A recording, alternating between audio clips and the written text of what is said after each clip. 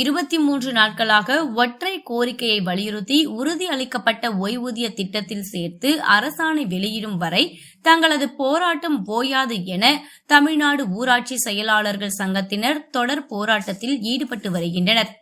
தமிழக அரசு கடந்த ஜனவரி 3ஆம் தேதி அறிவித்த அரசு ஊழியர்களுக்கான புதிய உறுதி அளிக்கப்பட்ட ஓய்வூதிய திட்டத்தில் ஊராட்சி செயலாளர்களை சேர்க்காத திமுக அரசை கண்டித்து 20வது நாளாக சென்னை சைதாப்பேட்டை பனகல் மாளிகை அருகே ஊராட்சி செயலாளர் மாபெரும் அறவழி போராட்டத்தில் ஈடுபட்டனர்.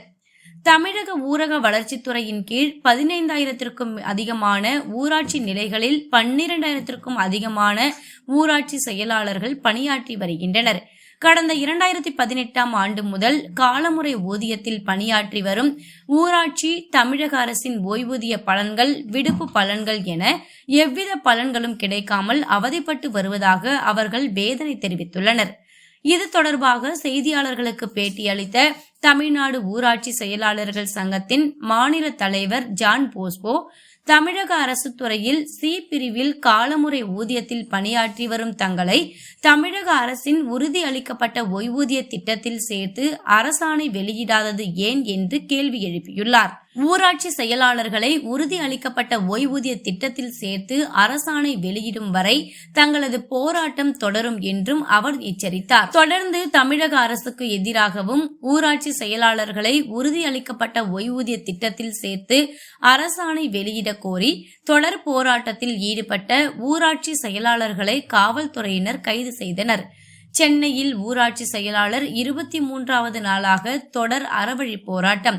தமிழக அரசின் உறுதியளிக்கப்பட்ட ஓய்வூதிய திட்டத்தில் சேர்த்து அரசாணை வெளியிட கோரி காலமுறை ஊதியத்தில் பணியாற்றி வரும் ஊராட்சி செயலாளர்களை ஓய்வூதிய திட்டத்தில் சேர்க்க வலியுறுத்தல், உறுதியளிக்கப்பட்ட ஓய்வூதிய திட்டத்தில் ஊராட்சி செயலாளர்களை சேர்க்காத திமுக அரசுக்கு எதிராக முழக்கம் எழுப்பப்பட்டன. மேலும் உறுதியளிக்கப்பட்ட ஓய்வூதிய திட்டத்தில் சேர்க்காத திமுக அரசை கண்டித்து 23வது நாளாக போராட்டம் நடத்திய ஊராட்சி செயலாளர்கள் கைது செய்யப்பட்டனர். தமிழ்நாட்டில் இருக்கக்கூடிய 12,525 கிராம ஊராட்சிகளில் பணியாற்றி வருகின்ற கிராம ஊராட்சி செயலர்கள் 2018ஆம் ஆண்டு முதல் முறையான காலமுறை ஊதியத்தில் சி கிரேடில் நாங்கள் பணியாற்றி வருகிறோம்.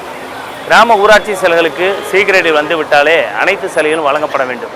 மாறாக தமிழ்நாடு அரசு இன்று வரை 2018ஆம் ஆண்டு முதல் எந்த சலுகையும் அனுமதிக்கவில்லை. நாங்கள் கடந்த 2 ஆண்டு காலமாக நாங்கள் ஒரே ஒரு கோரிக்கை ஓய்வூதிய திட்டத்தில் இணைத்திட வேண்டும் என்று தொடர் போராட்டம் நாங்கள் எடுத்து வருகிறோம். 60 போராட்டம் இன்றைக்கு நடத்த இருக்கின்றோம். ஆனாலும் தமிழ்நாடு அரசு எங்களுக்கு அந்த கோரிக்கையை நிறைவேற்றி தரவில்லை. எனவே நாங்கள் தொடர்ச்சியாக இப்பொழுது 23 நாட்களாக நாங்கள் தொடர் போராட்ட இயக்க நடவடிக்கை எடுத்து வருகிறோம். எங்களுடைய கோரிக்கை என்பது ஒரே ஒரு கோரிக்கை தான். ஊராட்சி செயல்களை தமிழக அரசின் ஓய்வூதிய திட்டத்தில் இணைத்திட வேண்டும், இணைத்து அரசாணை வெளியிட வேண்டும். இந்த ஒற்றை கோரிக்கையை மையப்படுத்தி நாங்கள் 23வது நாளாக இன்றைக்கு போராடுகிறோம். தொடர்ச்சியாக எங்களுடைய போராட்டக்களம் வலிமையாக இருக்கும் என்பதை அன்போடு தெரிவித்துள்ளோம்.